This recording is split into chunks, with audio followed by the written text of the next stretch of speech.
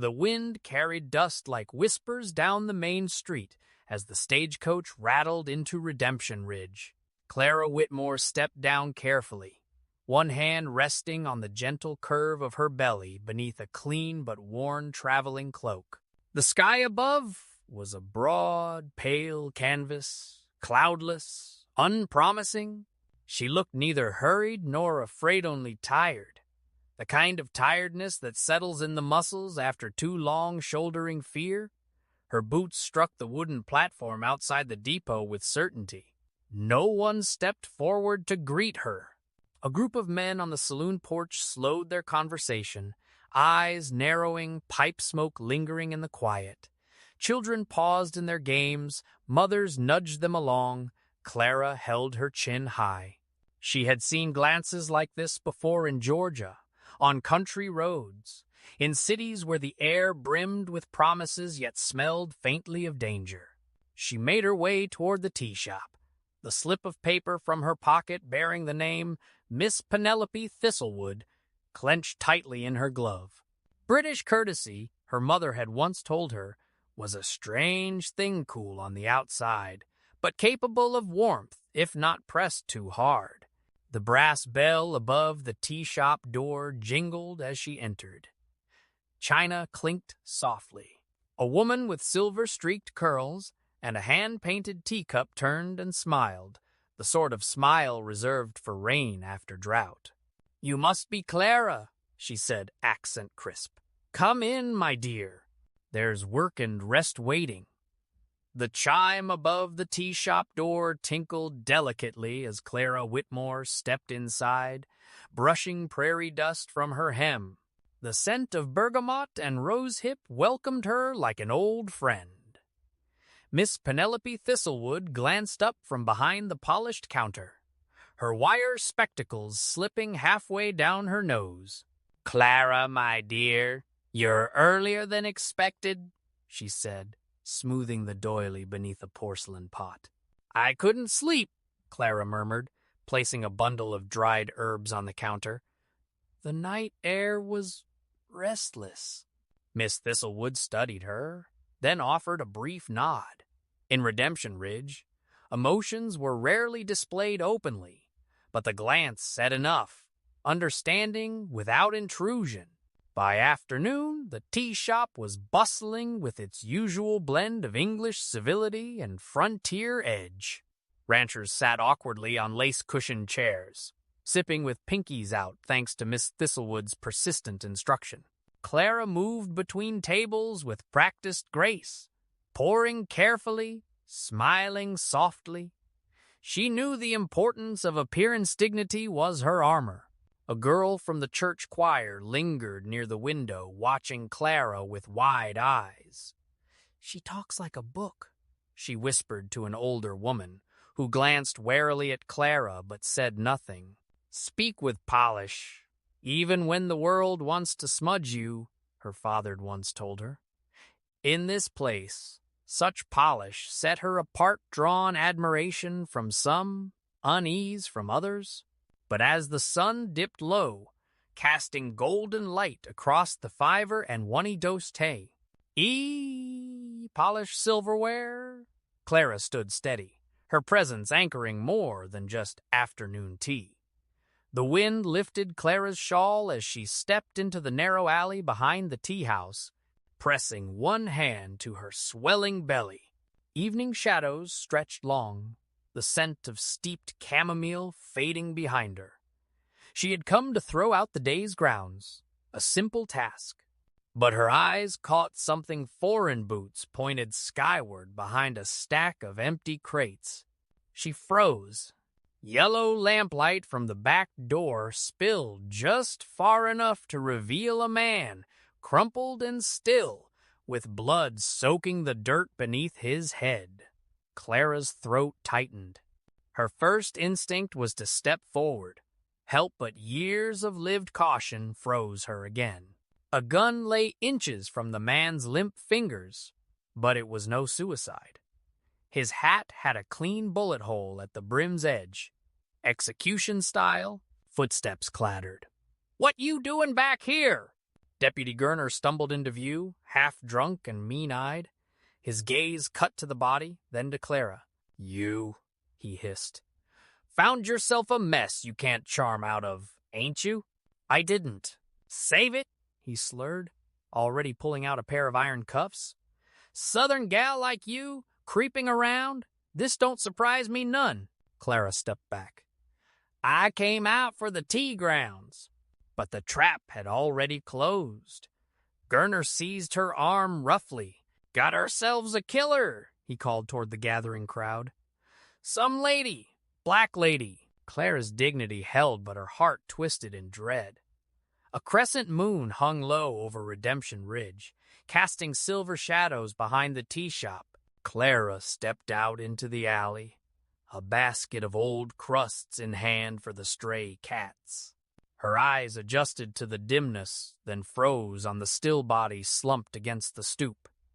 She dropped the basket, breath catching as the shape resolved into a man. His hat lay beside him, slick with dark blood. Bootsteps thundered behind her. Deputy Roy Gurner swayed into view, whiskey sharp on his breath. "Well, look what we got here," he slurred, hand on his revolver. "Midnight stroll gone bad, Miss Whitmore?" Clara kept her voice even. "He needs help. He's hurt. He's dead," Gurner said coldly, squinting toward the body. "And you're standing right over him. Convenient, ain't it? That's absurd. I found him. I bet you found him just fine and proper. Guess a root cellar and a meat knife go a long way for some folks." Clara's heart hammered. "I have done nothing wrong.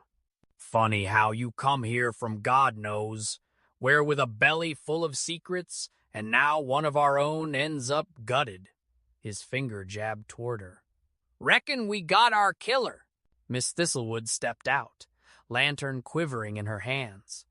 "Roy, you're frightening her. She's not capable of—" "She's coming with me," Gurner barked, grabbing Clara's arm. "Let the judge sort out what kind of lady she really is." The pews of St. Edmund's Anglican Church sat half-filled, a Sunday stillness clinging to the sanctuary. Clara S. at near the back, her hands folded delicately on her lap, chin raised, eyes forward. The whispers slid through the aisles like snakes in tall grass.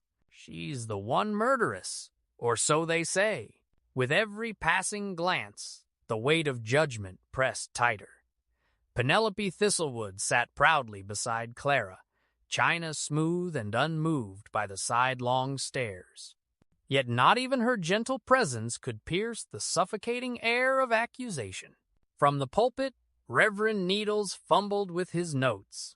His voice trembled as he began, rising barely above the creak of wooden beams. "We gather today in the spirit of community," he faltered, his eyes flicking toward Clara, then away in guilt. "In times of uncertainty, we must be still, lest we misplace our trust." He said nothing of justice, nothing of courage. After the benediction, Clara rose, facing a corridor of silence. No one stepped aside. No one greeted her. Fear held their tongues. Outside, she paused as the wind caught her bonnet. Miss Thistlewood placed a gloved hand on her shoulder. "They see, Clara," she said softly. "Then why won't they speak?" "Because speaking truth here feels like lighting a match in a drought. They fear the fire, not knowing it's already all around them." Clara looked toward the courthouse steps in the distance. "Then let it begin with the flame they've already tried to smother." Justice Albert Fenwick sat erect behind the gavel, throned bench, his robe more worn than regal, but his eyes as sharp as the day he last sentenced a murderer in London's Gray's Inn Hall. Dust danced in shafts of light from the high windows, the murmurs of the townsfolk pressing like heat against the oak-paneled courtroom. Clara stood alone in the defendant's box, hands resting gently on the curve of her belly. Her gaze did not waver as Fenwick studied her, profile dignified, still composed. The deputy's accusation echoed from yesterday's filing. Murder in the first degree. Fenwick cleared his throat, measured and deliberate. Redemption Ridge may be a town of rough barter and rusted muskets, but even here, the word justice carries weight. He paused, letting quiet settle after the stern proclamation. The lawyerless prosecution shifted nervously. Fenwick's gaze swept the gallery. Few met it, except one. Elijah Ashbourne entered with boot heels sharp against the planked floor. Silence fell like a shroud. He nodded once toward Clarith and turned to the bench. "I am her husband," he said, voice low but firm. "And I will speak for her." Gasps prickled the room. Fenwick leaned forward. "This court does not entertain theatrics." "It does, however," Ash replied evenly. "Uphold the protection of a wife in the absence of counsel, under the clause of sanctuary through marital claim. English common law, milord."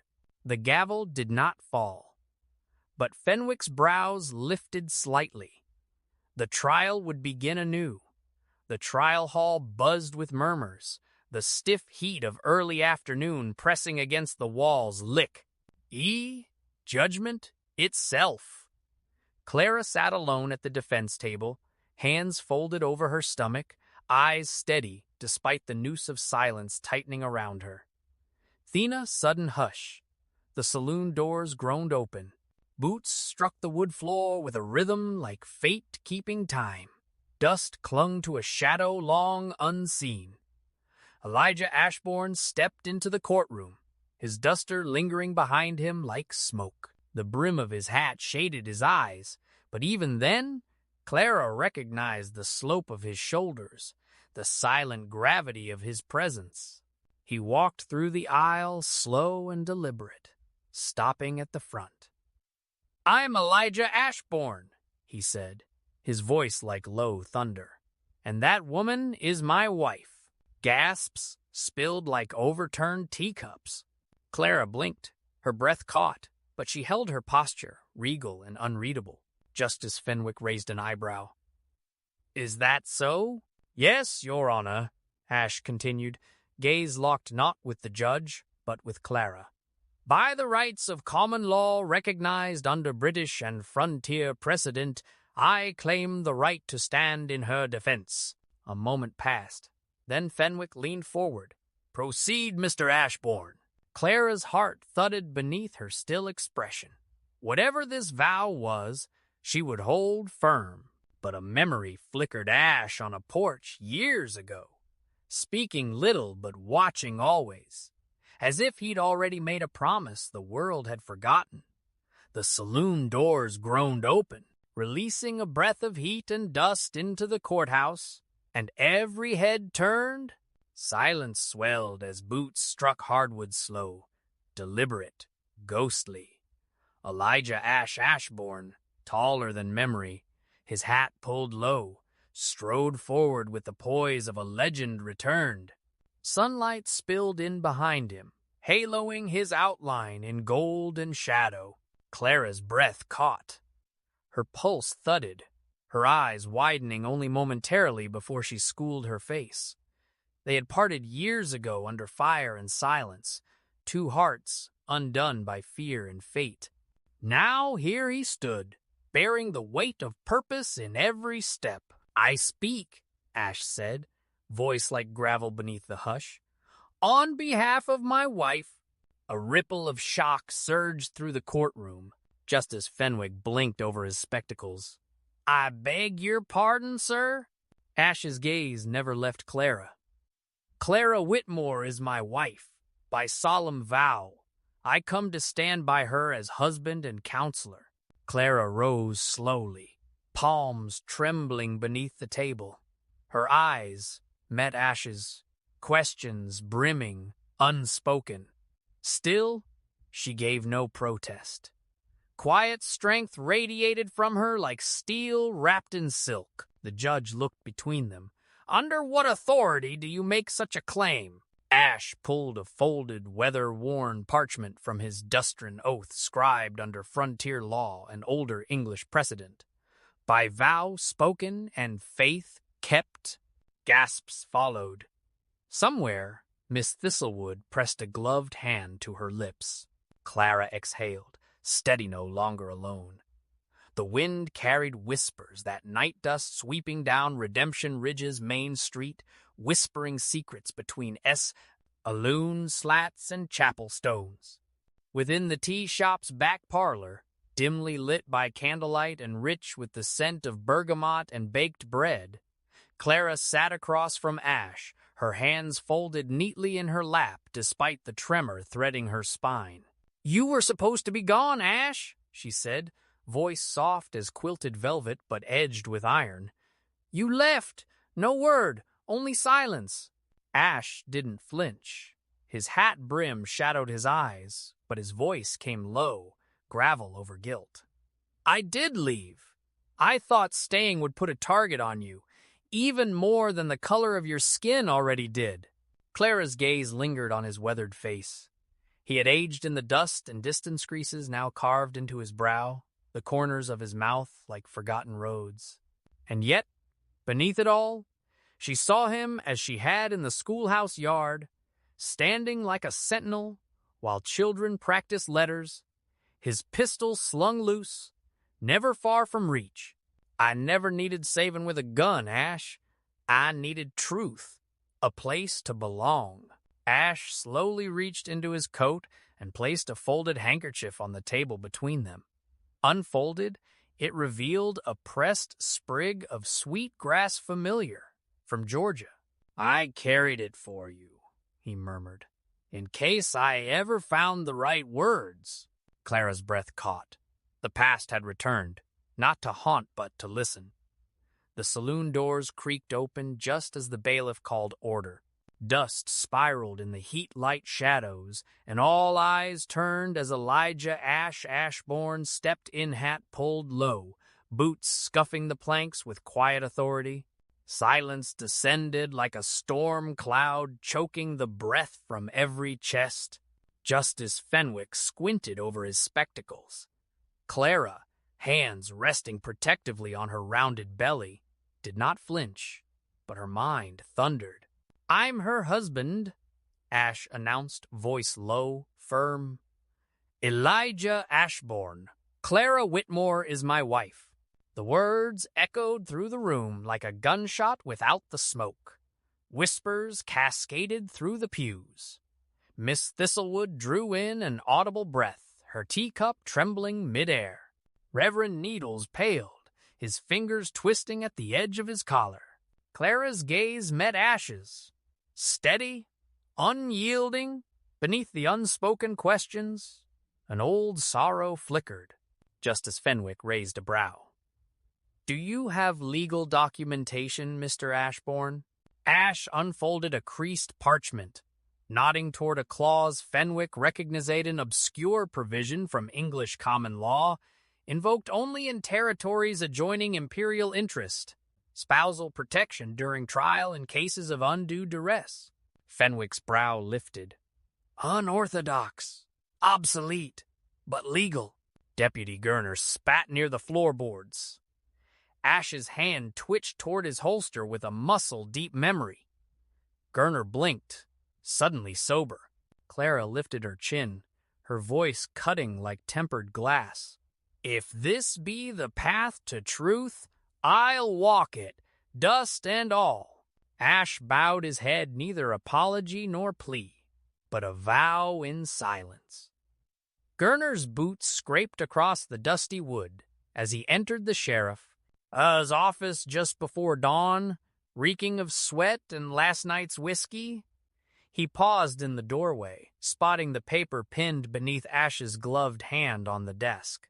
A hastily drawn mappa boundary line scratched in red that led straight to the disputed plot just outside Redemption Ridge.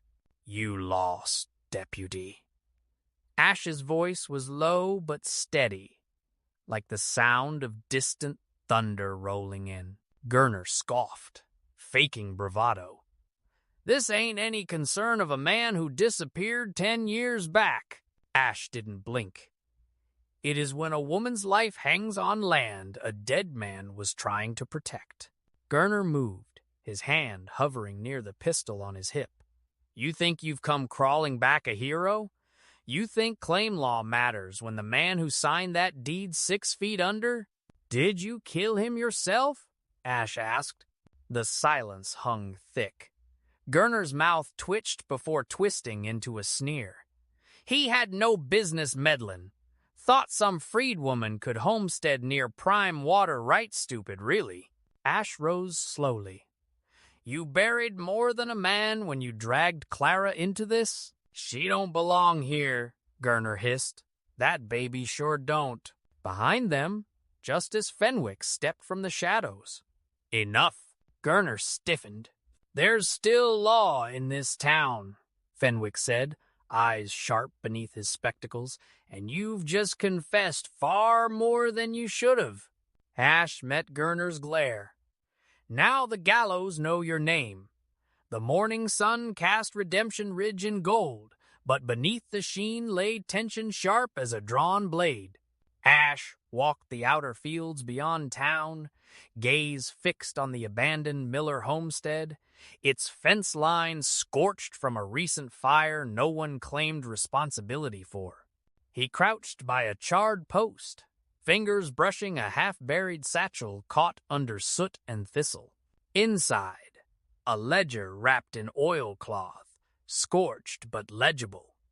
Names, dates, land deeds proof of Gurner's falsified surveys. Back in town, Clara stood at the tea shop window, watching riders stir dust down Main Street. Her hand rested on her stomach, fingers steady despite the storm within. She knew Ash searched for truth, knew something buried still lingered between them, unspoken yet urgent. Behind her, Miss Thistlewood fussed with porcelain, but her eyes held the stillness of a woman awaiting revelation. Ash returned by dusk, boots coated in ash. Found what I needed, he said softly, sliding the bundle onto the tea shop table beside a tea tray. They forged everything. That man didn't die over nothing. He died trying to defend your land. Miss Thistlewood leaned closer. Clara's hands trembled over the ledger. Within its fractured pages, she saw not only conspiracy, but courageous stranger had protected her name even unto death. As kettle steam hissed between them, Ash met her eyes. It wasn't justice he died for, it was hope, and now it's ours to finish. The courtroom was hushed, the tension thick as summer storm clouds. Clara Whitmore's dress, plain but impeccably pressed, Contra's, Ted sharply with the smirking faces of townsfolk who had once scoffed at her presence. She stepped forward with a serenity that defied the shackles literal and moral that had bound her since her arrest. Justice Fenwick watched closely, fingertips pressed beneath his chin. Ash stood behind her like a sentinel, battered from the previous night's fight, his eyes never leaving her. The jury leaned forward, expecting tactics or tierce what they received was something altogether different. I was raised to believe, Clara began, her voice calm and crystalline, that justice is not simply a matter of law, but of decency. Her gaze swept the room. My mother taught me that dignity is not taken by wrongful judgment. It's held, even when one is made to kneel. A murmur rose, and Miss Thistlewood reached discreetly for Reverend Needles' hand. He did not pull away. Clara continued, I came here seeking peace. I found silence where I expected neighborly welcome, suspicion where courtesy should dwell. She turned to the jury. But I do not speak in bitterness. I ask not for mercy, but for truth for all our sakes. There was no applause, only breathless silence, heavy with shame and something new hope, blooming like desert wildflowers in rain. Ash found the tracks behind the stable late that night, hoof prints too neat for a drunk deputy like Gurner. Clara's trial resumed at dawn, and time burned like oil in a lamp nearing dry. In the moonlight, Ash crouched beside a flattened patch of earth, fingers brushing a splash of something dark and dried blood. By morning, Miss Thistlewood had gathered townsfolk brave enough to speak, and Thomas Avery arrived with the victim's legal documents, land deeds bearing Clara's name. In court, Justice Fenwick adjusted his spectacles, brow furrowed as Clara sat calm, hands folded atop her swelling belly. "Elijah Ashbourne, do you have anything further?" Ash stood slowly. "One last thing, Your Honor." He turned. "Roy Gurner claims he found the body, but he left out the ledger." Gasps sparked like kindling. From his coat, Ash pulled a soot-smudged book. "Found it under the porch, near where Clara was arrested. Names, payouts, signatures." He opened the page, including one, J. Crane. Fenwick's eyes darkened. Crane rose to protest, but Ash raised his voice. "Gurner killed Elias Frampton because he wouldn't sell Clara's claim. Frampton was protecting her. Gurner was paid to silence him." Gurner lunged hand on his gun, but Ash was faster. The shot cracked like judgment. Gurner's weapon clattered to the floor as he fell, wounded, not dead. Silence stretched like a noose until Fenwick said coolly, "I believe we've heard enough." And in that moment, the room began to shift not by force, but by righteousness made visible. Ash stood on the edge of the ridge, the morning sun painting long shadows behind him. Below, the town of Redemption Ridge stirred a town nursing old sins in silence.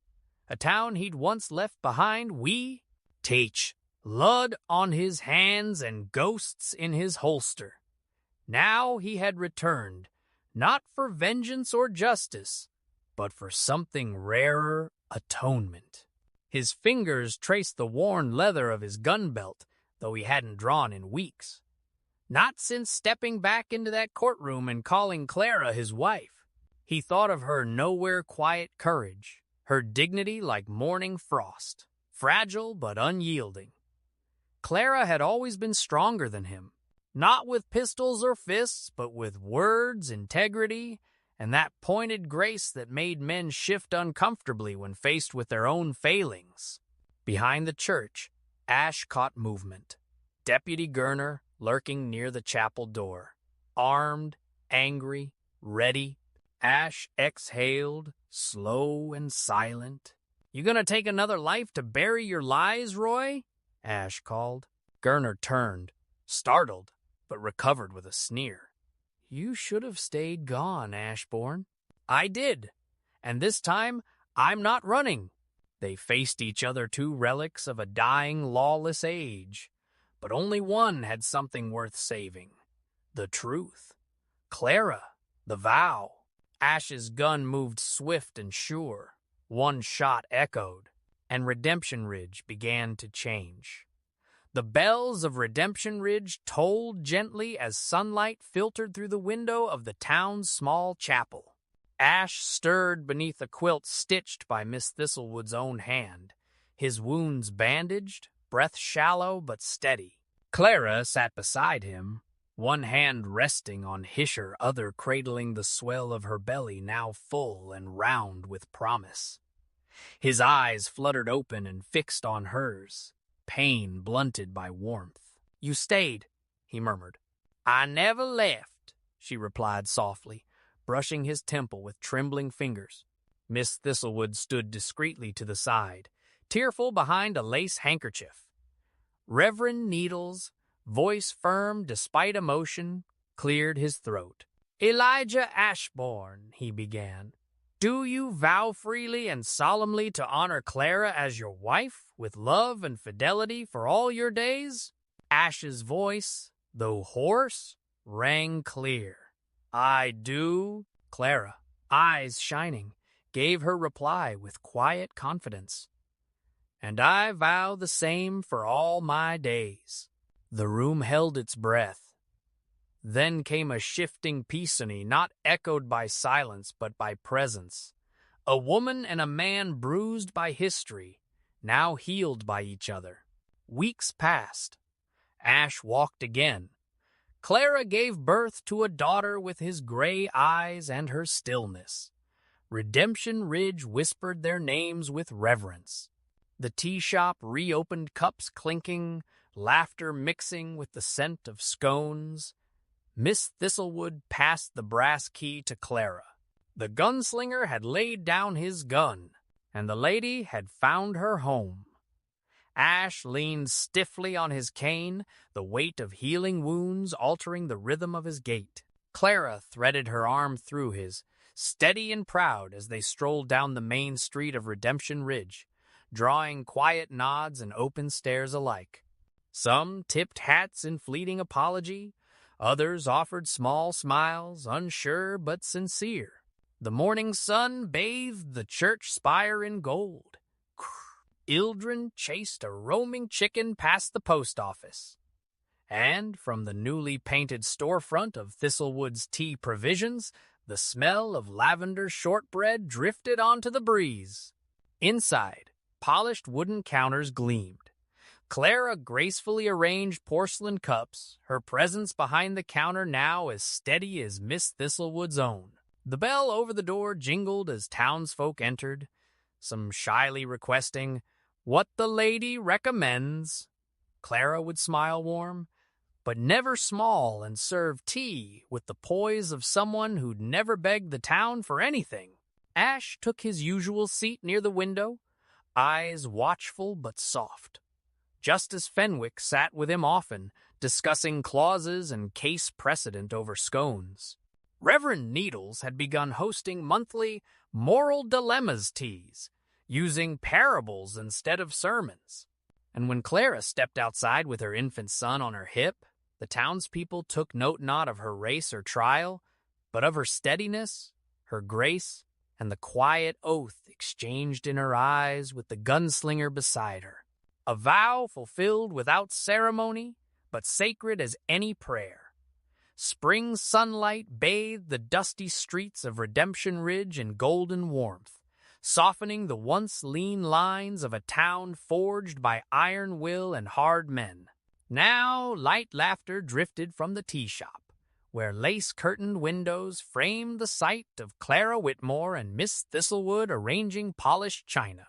Inside, Clara moved with calm grace. Her child nestled in a cradle near the hearth's father's dark eyes, watching from the corner where Elijah Ashbourne took quiet sips of breakfast tea. The townsfolk passed by more often than before. Some stopped to chat. Some left small bundles of herbs or biscuits on the stoop. The woman once called murderer was now called ma'am. The hard edges of suspicion gave way to nods, shared smiles, and sometimes apologies awkward but sincere.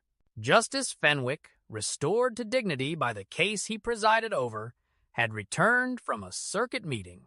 His glass spectacles flashed as he read a telegram aloud on the church steps. His reforms would begin immediately. Lawmen would be held accountable. The people cheered the town was changing, and in the chapel's pews, Reverend Needles stood straighter, voice stronger as he delivered a sermon on courage born not from the gun but from love and righteous defiance. Elijah took Clara's hand beneath the tea shop table. No words passed between them. None were needed. Out beyond the horizon, the frontier still promised hardships, but in this place, built on courage, civility, and vows honored, a new kind of West had begun.